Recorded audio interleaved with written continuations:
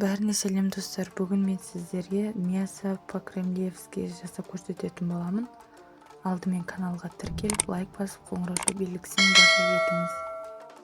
Етті жақсы көретіндерге таптырмас рецепт болып табылады. Өйткені тек еттің өзінің нағыз дәмі сезіледі. Жасалуы өте оңай. Тек етті салып, үстіне керекті заттарын салып бұқтырып қойса болды.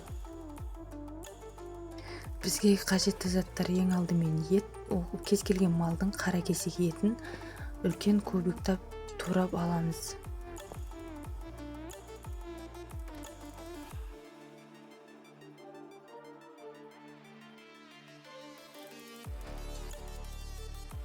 Еттің барлығын кубиктап турап болғаннан кейін 2 пиязды, орташа көлемдегі пиязды дәл видеодағыдай ұсақтап турап аламыз.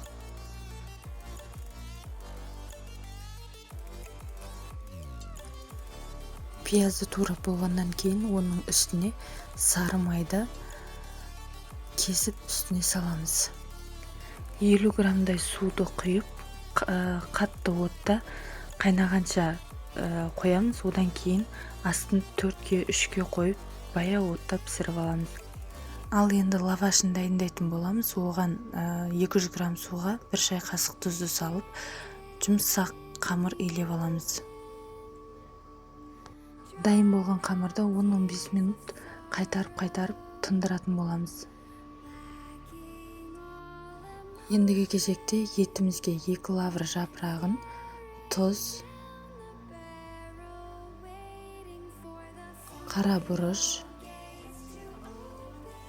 кориандр, осыларды қосып жақсылап араластырамыз. Және де оның үстіне 2-3 чеснокты турап салып жіберетін боламыз. Дайын болған қамырды дәл видеодағыдай бөліп, оларды дөңгелектеп аламыз.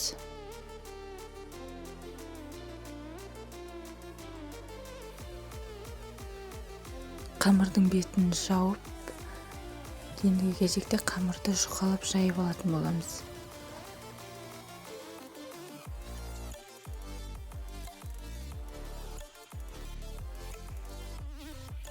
Табаны қыздырып, май жақпай тек қызып тұрған табаға пісіріп аламыз. 2 жағын аударып пісіретін боламыз. Дәл осылай қызыл қоңыр түске енсе болды.